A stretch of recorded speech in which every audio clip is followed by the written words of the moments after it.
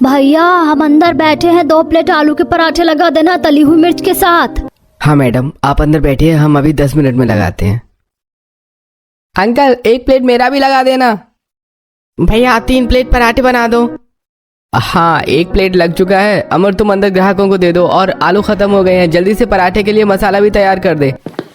अमर और विकास की रोड के किनारे एक छोटी सी दुकान थी। वो दोनों भाई ठेले पर अपना पराठा बनाते और एक कमरे की छोटी सी किराने की दुकान में ग्राहकों को बिठाकर खिलाते थे। दोनों ही भाई का काम काफी अच्छा चल रहा था।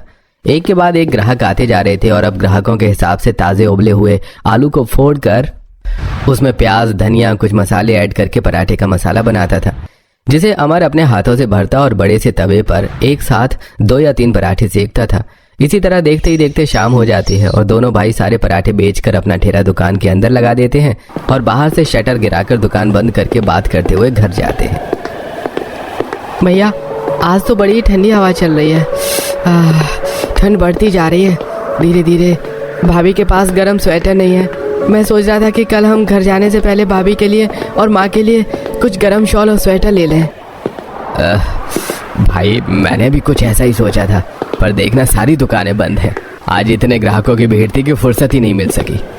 दोनों भाई कड़ाके की ठंड में कांपते हुए घर आते हैं और वो देखते हैं कि उनके माता पिता बेड पर कंबल ओढ़े बैठे हैं।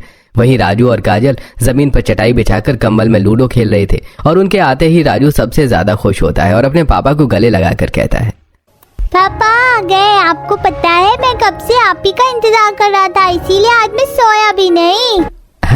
पर वो क्यों बेटा? अरे बेटा, क्योंकि आज बहू ने शाही पनीर और पनीर के पराठे बनाए हैं। मुझसे तो इतना पनीर नहीं खाया जाता, पर तेरा बेटा बड़ा खुश होता है घर में जब पनीर बनता है। कह रहा था पापा आएंगे तो पापा के साथ खाना खाऊंगा। अब तुम भी जल्दी से हाथ मुंह धो लो, ठंड बढ़ती जा रही है, जल्दी से खाकर सो जाओ। और मैं तो कहती हूँ कि ठंड ज्यादा हो गई है, अब दुकान थोड़ी जल्दी बढ़ा दिया करो। अरे भाग्यवान, खाने पीने की दुकान इतनी जल्दी बंद नहीं होती।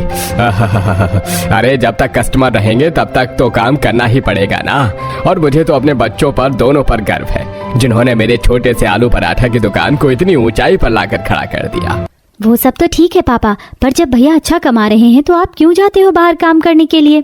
अरे बेटा, अब मुझसे पहले ही की तरह पूरे दिन खड़े होकर आलू के पराठे नहीं बनाए जाते, जो मैं दुकान पर रहूं और दुकान मेरे बच्चे संभाल तो रहे हैं। घर पर सारा दिन बोर हो जाता हूं, इसलिए पार्ट टाइम नौकरी करने के लिए चला जाता हूं। 2 पैसे घर में एक्स्ट्रा आ जाते हैं तो अच्छा ही है ना।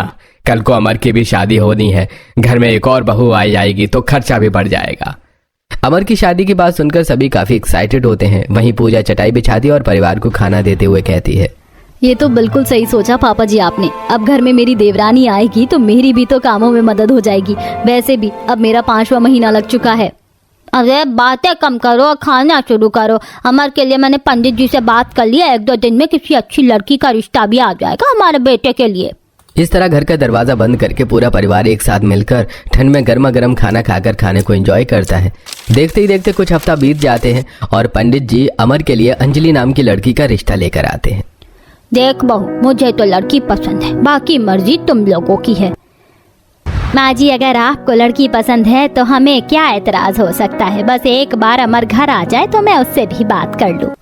घर में जब आशा और शांति बैठकर लड़की की फोटो देखकर अमर की शादी की बातें कर रहे होते हैं, तभी उनकी पड़ोसन सुमित्रा उनके घर आती है और उनकी खुशी देखकर उनसे कहती है, क्या बात है बहन, आज तुम्हारे घर में बड़ी ही चहचहाहट की आवाज आ रही है।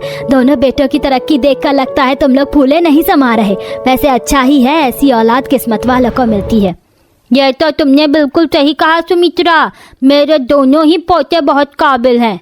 हाँ माँ जी जानती हूँ, वरना जब आप लोग इस शहर में आए थे तो था ही क्या आपके पास। पर भाई साहब ने अकेले अपने दम पर पराठे का काम खोला और उस ठेले से एक छोटी सी दुकान बना डाली आपके पोतों ने।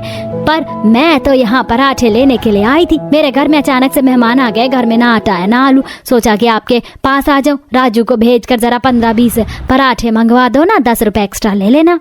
आंटी राजू अभी छोटा है, पर कोई बात नहीं, मैं ला देती हूँ। मैं वैसे भी दुकान ही जा रही थी, आप मुझे पैसे दे दीजिए। इस तरह काजल अपनी पड़ोसन से पैसे लेकर अपने भाई की दुकान पर जाती है और 15 पराठों का ऑर्डर दे देती है। काजल, मैं पराठे का मसाला बना रहा हूँ, तू जाकर जब तक टेबल साफ कर दे। आज छोटू आया नहीं है, बड़ी दिक्कत हो रही है। हाँ काजल, अब आई है दुकान पर, थोड़ी सी मदद करवा दे, जब तक मैं आंटी के 15 पराठे बना देता हूँ। अपने भाई के कहने पर काजल दुकान के अंदर जाती है और टेबल साफ करती है, साथ ही गंदे बर्तन ले जाकर एक साइड में रख देती है। जिसके बाद अमर पराठे का मसाला बनाकर सारे गंदे बर्तन साफ करता है। तो वहीं विकास 15 पराठे अलग माँ जल्दी से मेरे आलू वाले पराठे लाओ ना, कितनी देर से वेट कर रही हूँ।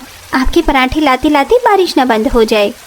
तभी पीछे से आलू पराठे लेकर जूही की माँ शारदा हाजिर हो जाती है। ये ले तेरे मन पसंदीदा आलू वाले पराठे। जूही बारिश देख देख कर आलू के पराठे खाने लग जाती है। वाह कितने टेस्टी आलू वाले पराठे बनाए हैं माँ, दिल खुश कर दिया, एकदम पकौड़े वाला फील दे रहा है। तू तो मुझको कुछ बनाकर खिलाती नहीं, बस अपनी ही खातिरदारी कराती है माँ से। माँ ससुराल जाकर तो वैसे भी सबकी सेवा पानी करनी है और रोटियां बनाकर खिलाना है। अभी तो जी लेने दो, मेरा पेट भर गया। बस 2 पराठों में ही पेट भर गया तेरा? चिड़िया बराबर खाती है।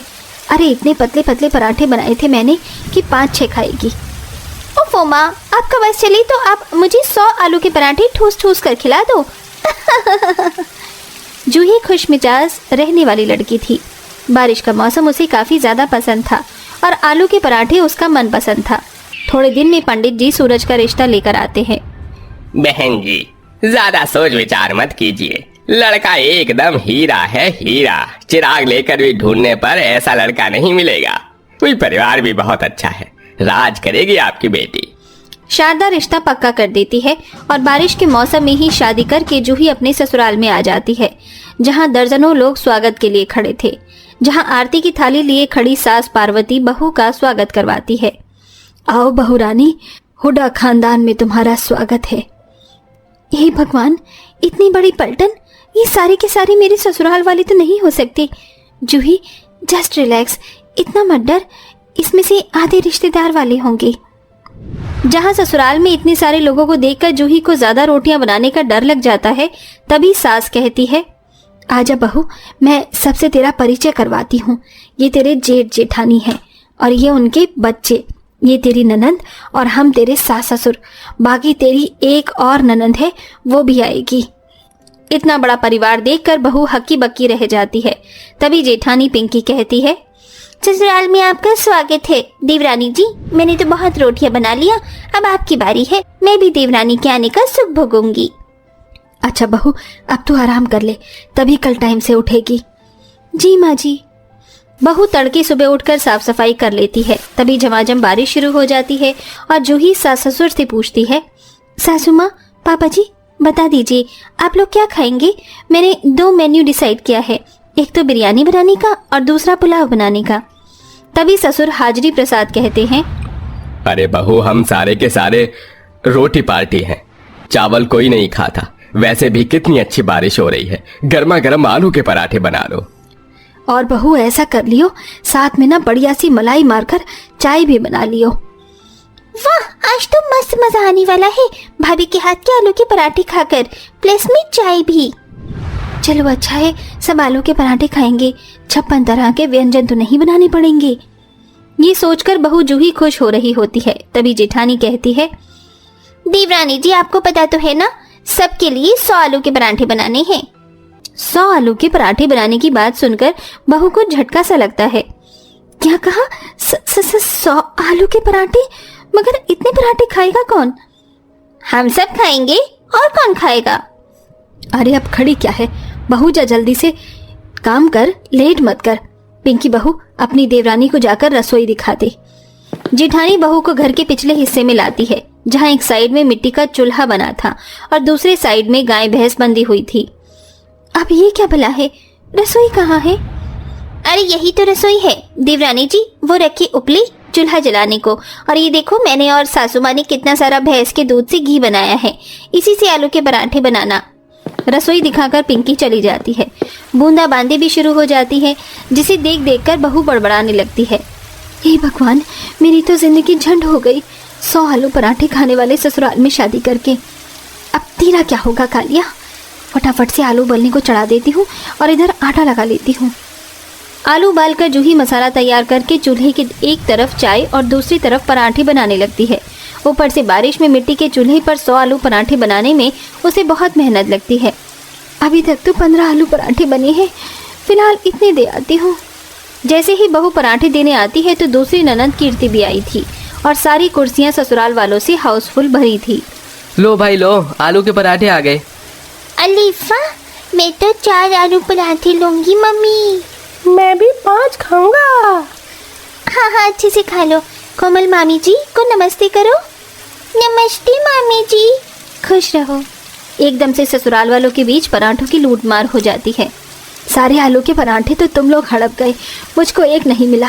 अरे बहू जा, और इस बार 20-25 पराठे से कम मत लाना। जी माँ जी।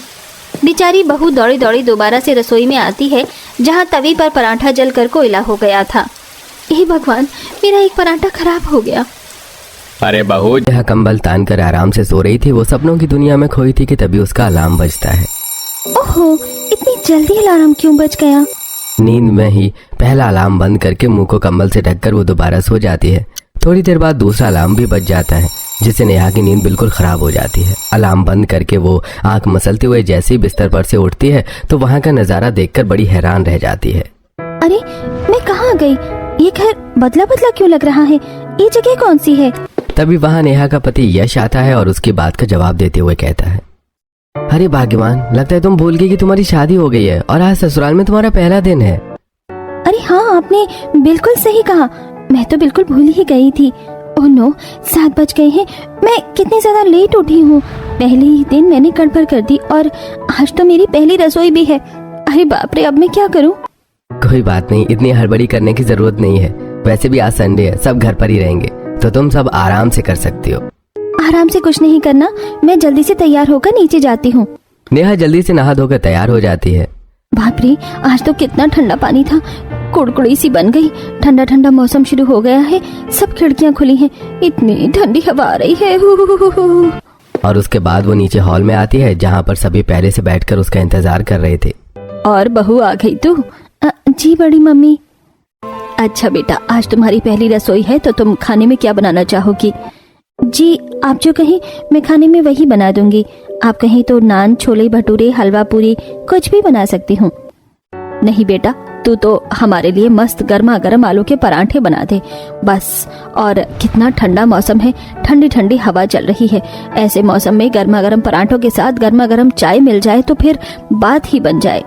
बस आलू के पराठे और चाय बनानी है? हाँ बेटा, क्योंकि आलू के पराठे जैसा स्वाद और कहीं नहीं, खासकर ठंड के मौसम में। जैसे ही मौसम ठंडा होना शुरू करता है हम तभी आलू के पराठे खाना शुरू कर देते हैं। ऑर्डर मिलने के बाद नेहा रसोई में जाती है और आलू उबालने के लिए कुकर में डालकर गैस पर रख देती है। वाह, मेरी ससुराल वाले तो कितने प्यारे हैं। पहली रसोई पर कितनी छोटी सी फरमाइश की है मुझसे, बस सिंपल से आलू के पराठे मांग लिए। अरे अगर मुझे कुछ भी बनाने को कह दे तो मैं वही बना देती। कोई बात नहीं, चलो सबके लिए बेस्ट आलू के पराठे बनाऊंगी आज। आलू उबालने के बाद सबसे पहले नेहा उन्हें छीलना शुरू करती है। चलो अब आलू छीलने के बाद मसाला तैयार करना है। जहाँ एक दिन नेहा आलू के पराठे बनाने में बड़ी खुश हो रही थी तो वहीं दूसरी तरफ वो इस बात से अनजान थी कि किस तरह ये आलू के पराठे उसके लिए आफत का कारण बनने वाले हैं। फिर नेहा मसाला तैयार करके आटा भी गूंथ लेती है और सबके लिए गर्मा गर्म आलू के पराठे बनाती है। वहीं दूसरी तरफ गैस के दूसरे चूल्हे पर चाय भी उबल रही थी। फिर सभी को चाय के साथ आलू के पराठे परोसे जाते हैं। कमाल कर दिया बहू, खुशबू तो बहुत अच्छी आ रही है। हाँ वाकई खुशबू तो बहुत अच्छी आ रही है, आलू के पराठे खाकर मजा आएगा। सभी खाना खाना शुरू करते हैं और सबको पराठे बहुत अच्छे लगते हैं। हाँ बिल्कुल सही कहा, पराठे बहुत ही अच्छे बने हैं। पराठा तो बहुत ही ज्यादा स्वादिष्ट बनाया है। हाँ भाई, हल्की हल्की ठंड में गर्मा गर्म चाय के साथ गर्मा गर्म आलू के पराठे खाने का तो मजा ही कुछ और है। साथ ही इतने स्वादिष्ट पराठे बने हैं कि बस पूछो ही मत। चाची चाची, मुझे एक पराठा और दे दो। पराठा वाकई बहुत स्वादिष्ट बनाया है आपने। ठीक है बेटा, अभी देती हूँ। नेहा सभी को एक पराठा और देती है और इस तरह उसकी पहली रसोई तो काफी अच्छे से हो जाती है। शाम को नेहा पायल के साथ सब्जी लेने बाहर जाती है। दोनों चलते हुए वहीं पास की एक सब्जी मार्केट तक पहुंचती हैं। वहां पर पहुंचने के बाद कुछ ठेले वाले थे जो बार बार सिर्फ अपने आलू खरीदने को कह रहे थे। अरे भाभी जी, यहाँ पर आकर हमारी सब्जी ले लीजिए। देखो मैं कितने ताजा ताजा आलू लेकर आया हूँ। मेरे जितने फ्रेश आलू कहीं नहीं मिलेंगे आपको। अरे ऐसा कुछ भी नहीं है भाभी जी, मेरे आलू ज्यादा अच्छे हैं। आप यहाँ से आलू खरीद लीजिए, मैं आपको जरा डिस्काउंट भी दे दूंगा। अरे लेकिन मेरे आलू तो सबसे ज्यादा अच्छे हैं भाभी जी। आप यहाँ से आ जाइए, ले लीजिए, आलू खरीद लीजिए। तीनों ठेले वाले पायल को बड़ी उत्सुकता से अपने आलू खरीदने के लिए कह रहे थे। सब आपको आलू ही खरीदने के लिए क्यों कह रहे हैं दीदी? क्योंकि मैं 15 किलो आलू खरीदने आई हूँ। एक बार में इनका अच्छा खासा सामान बिक जाएगा, इसलिए मुझसे बार बार आलू खरीदने को कह रहे हैं। क्या कहा? 15 किलो आलू? लेकिन इतने आलू का आप क्या करोगी? पूरे 1-2 महीने का आलू एक बार में ही खरीदने का इरादा है क्या दीदी? किसने कहा ये 1-2 महीने का है? ये तो 1-2 हफ्ते का आलू है।